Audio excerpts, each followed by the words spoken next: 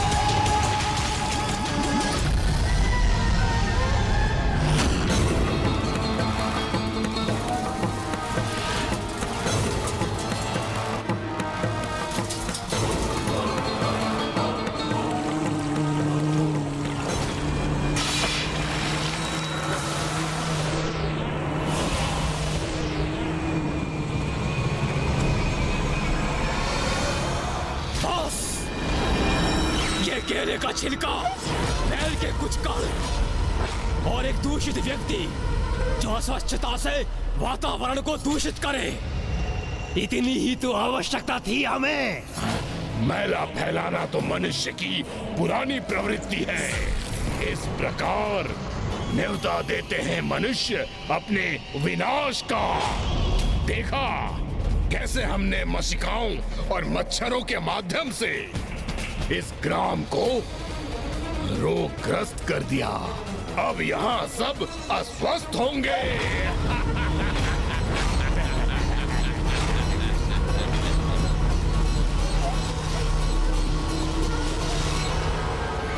और ये जितने रोगग्रस्त होंगे उतने ही रोग फैलते जाएंगे, और तब ये स्वच्छता और स्वास्थ्य के प्रति असावधान होते जाएंगे। अब ये मैला और गंदगी और रोग दूर दूर तक फैल रहे हैं। जैसे जैसे इन रोगी ग्रामवासियों का मल जैसे जैसे पृथ्वी के अंदर जाएगा, पेड़ पौधे और वनस्पतियों को विषैला कर देगा।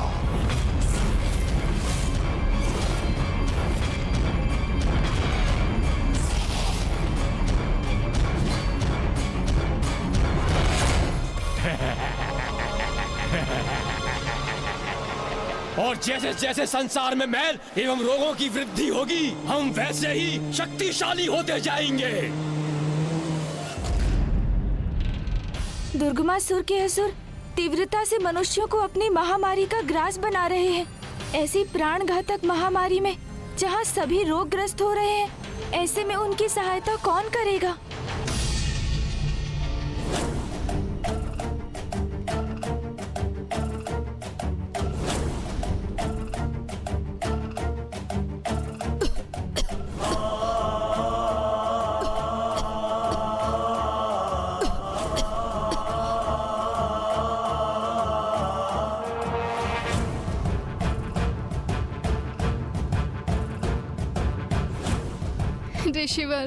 ऋषिवर कुछ कीजिए, किसी भी प्रकार की सहायता कीजिए, मेरे पुत्र को स्वस्थ कर दीजिए। ऋषिवर सहायता कीजिए।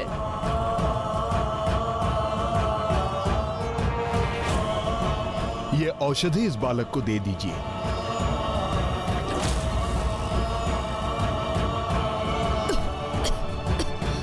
संजय, तू स्वस्थ हो जाएगा पुत्र।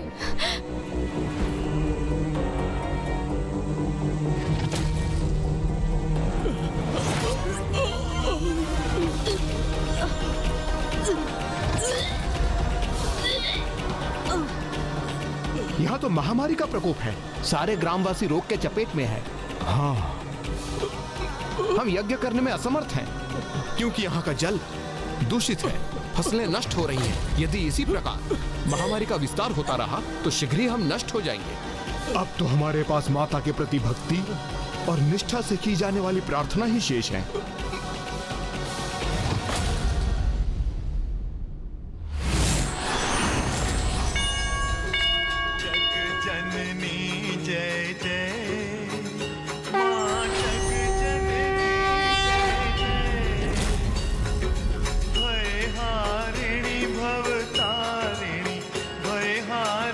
भवतारिणी भवभामिनी जय जय।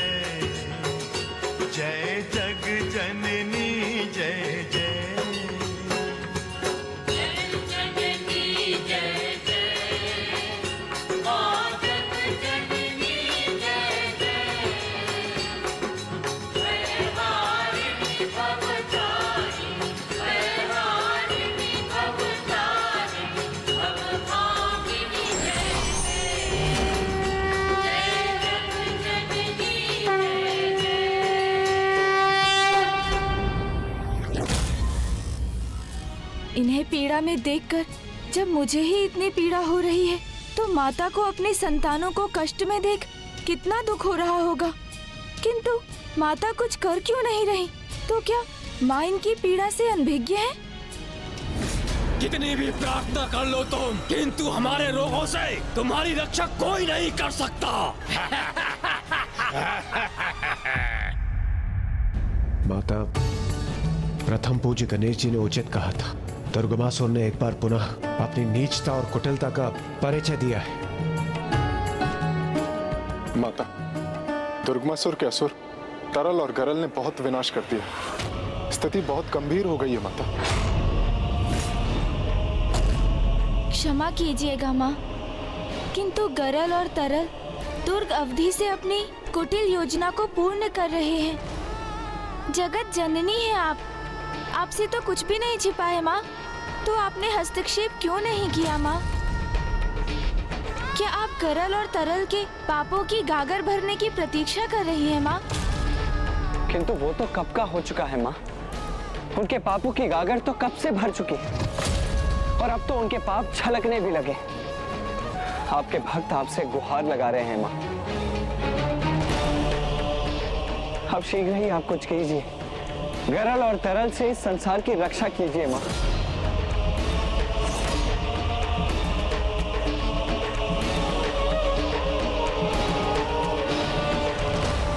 नहीं,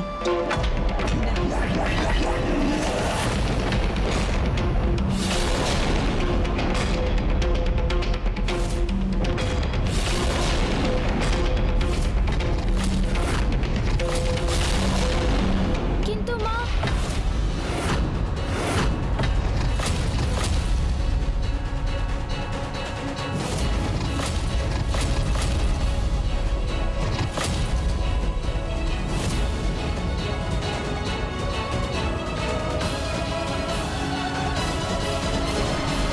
रुको गणेश।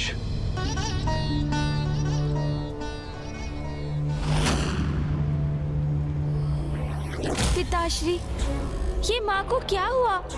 जो माँ पार्वती अपने भक्तों के कष्टों को देखकर पीड़ा से रुदन करने लगी थी, आज उन पर ही अपने भक्तों की पीड़ा का कोई प्रभाव नहीं हो रहा है पिताश्री। हाँ पिताश्री, और ऐसा प्रतीत हो रहा है जैसे माँ बहुत क्रोधित हैं। किंतु ऐसा क्यों? क्योंकि इस बार ये विनाश मात्र गरल तरल अथवा दुर्गमासुर के कारण नहीं हो रहा। अभी तो इस बार उनके भक्त भी इस दुर्दशा के लिए समान रूप से उत्तरदायी हैं।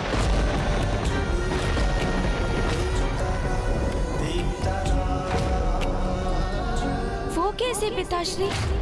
भगवान भी उन्हीं की सहायता करते हैं जो अपनी सहायता करते हैं। सत्य ये है कि गरल और तरल अपनी योजना को क्रियान्वित करने में समर्थ हुए।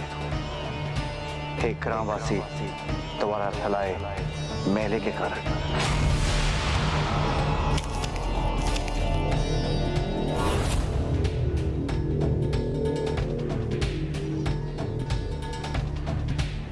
संसार पे छाए संकट का कारण है मैला। मैला फैलाकर जो अस्वच्छता का विस्तार करते हैं उनके लिए ईश्वर भी कुछ नहीं कर सकते। जहां ज्येष्ठा का वास होता है वहीं अधर्म और तामसिक प्रवृत्तियों का बोलबाला होता है।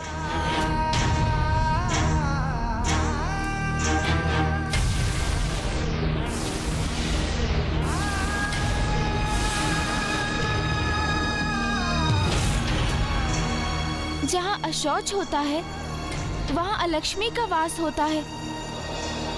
ये मुझे मामा जी ने बताया था पिताश्री। और ये नियम मात्र मनुष्य पर नहीं अपितु देवी देवताओं पर भी लागू होता है। जहां शौच नहीं, जहां पवित्रता नहीं, जहां मैला है, वहां पर देवी पार्वती, देवी लक्ष्मी, देवी सरस्वती का वास हो ही नहीं सकता। वहां पर उनकी कृपा भी नहीं हो सकती। किंतु महादेव, यदि माता पार्वती ने कुछ नहीं किया तो उनके भक्त रोगग्रस्त होते रहेंगे और उनकी मृत्यु भी संभव है। और ये हम होते कैसे देख सकते हैं महादेव? तो क्या हम कुछ नहीं कर सकते पिताश्री? क्या हमें ऐसे ही हाथ पर हाथ धरे बैठे रहना होगा? नहीं भैया, हम अवश्य कुछ कर सकते हैं।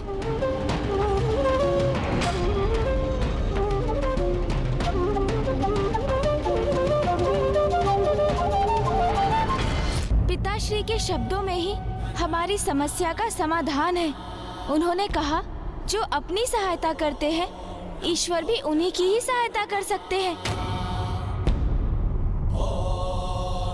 इसलिए माता से सहायता प्राप्त करने हेतु हमें ही कुछ प्रयास कर सर्वप्रथम पृथ्वीवासियों को स्वयं अपनी सहायता करने के लिए प्रेरित करना होगा।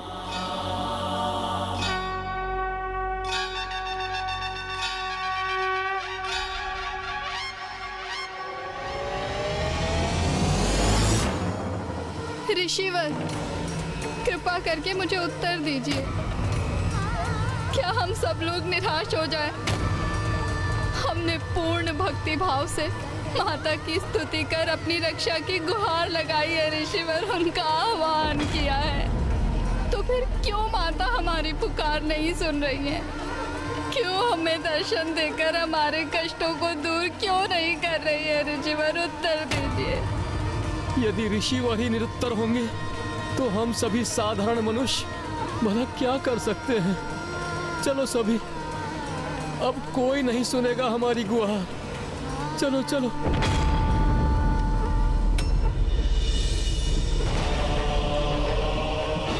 हमने तो ग्रामवासियों की सुख समृद्धि के लिए यज्ञ आरंभ करवाया था, फिर भी गांव वासियों की ऐसी दुर्दशा, और माता तक हमारी प्रार्थना नहीं पहुंच रही है। तो क्या हमसे ही कोई भूल हुई है? बहुत बड़ी भूल हुई है आपसे।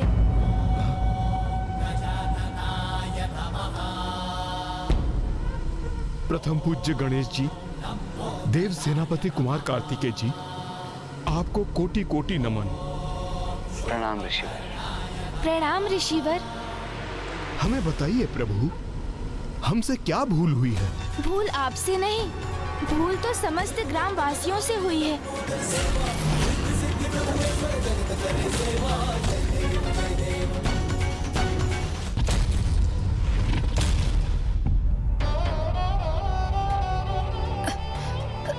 माँ।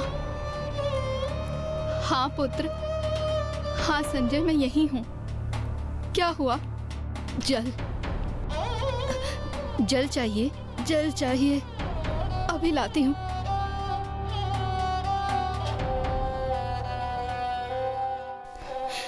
जल जल तो नहीं है। पुत्र, क्षण भर प्रतीक्षा करो, मैं अभी कुएं से जल भरकर लाती हूँ। हाँ।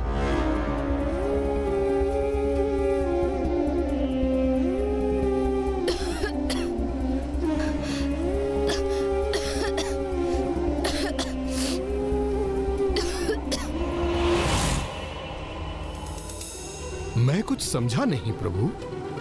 ग्रामवासी तो किसी महामारी की चपेट में आकर अस्वस्थ हैं। इसमें इन लाचार ग्रामवासियों का क्या दोष हो सकता है प्रभु?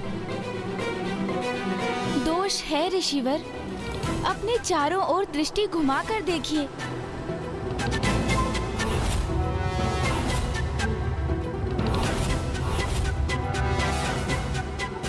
कैसी अशौच की अवस्था है यहाँ पर। यदि यहाँ के निवासी अस्वस्थ हुए हैं तो स्वयं अपनी अस्वच्छता के कारण। आप सभी माता का आवाहन तो कर रहे हैं, किंतु स्वयं सोचकर देखिए, जहाँ स्वच्छता नहीं है वहाँ माता का वास कैसे हो सकता है? माता की कृपा संभव कैसे है? तो आप ही हमारा कोई मार्गदर्शन कीजिए प्रभु। हम करें तो करें क्या?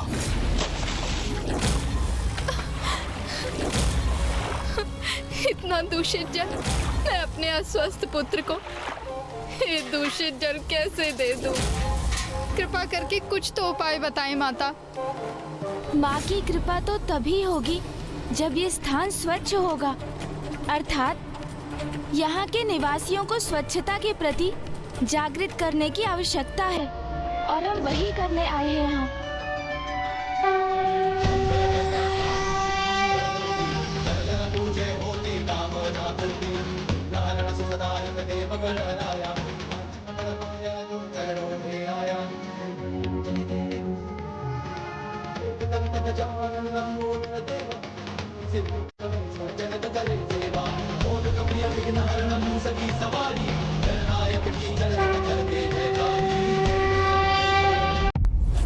पिताश्री, माता, तापिक के अंत के पश्चात वो दुष्ट दुर्गमासुर शांत नहीं रहने वाला। वो अवश्य पुनः कोई ऐसी घृणित योजना को जन्म देगा जिससे कि संसार और मानव जीवन को वो क्षति पहुंचा सके।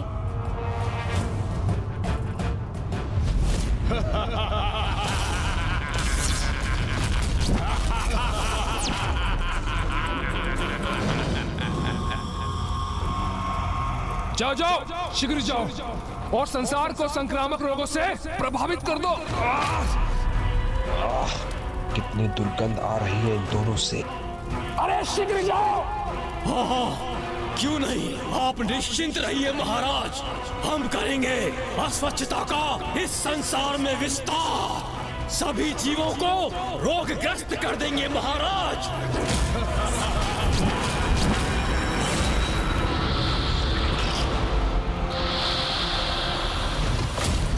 जब पृथ्वी पर फैलेगी महामारी तो देवताओं पर भी पड़ेगी ये बहुत भारी।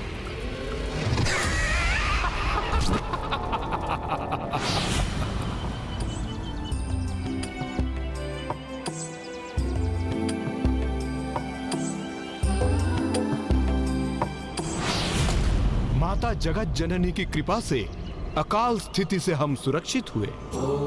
माता की कृपा संपूर्ण सृष्टि पर बरसी और हमें निर्मल जल उपलब्ध हुआ।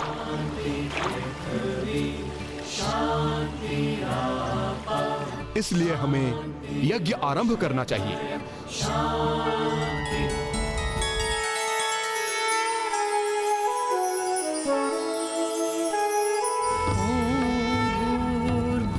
स्वाहा तत्सवितुर्वरेण्यं भर्गो देवस्य धीमहि धियो यो नः प्रचोदयात्। ॐ भूर्भुवः स्वः तत्सवितुर्वरेण्यं। ॐ भूर्भुवः स्वः तत्सवितुर्वरेण्यं।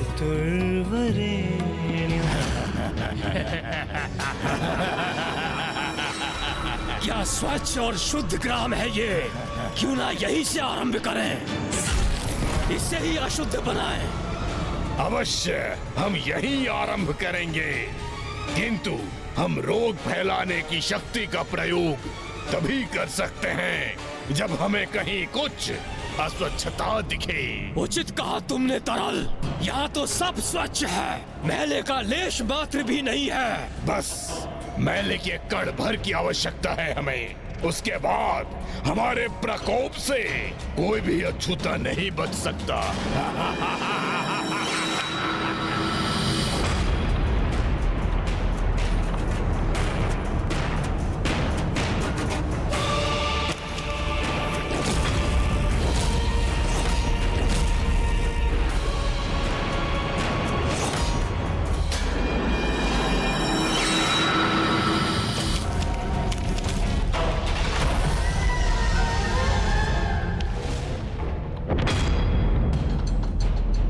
अच्छाई के मध्य बुराई कहीं ना कहीं छुपी होती है। उसी प्रकार स्वच्छ जनों के मध्य कोई ना कोई अस्वच्छ अवश्य होता है, जो अस्वच्छता का विस्तार करता है और अन्य सभी के लिए संकट उत्पन्न करता है। हमारे सौभाग्य से वो अब हमें मिल गया है और उसी के माध्यम से हम पूरे ग्राम का विनाश करेंगे। क्योंकि इसने मैला फैलाकर हमारा प्रवेश द्वार खोल दिया है।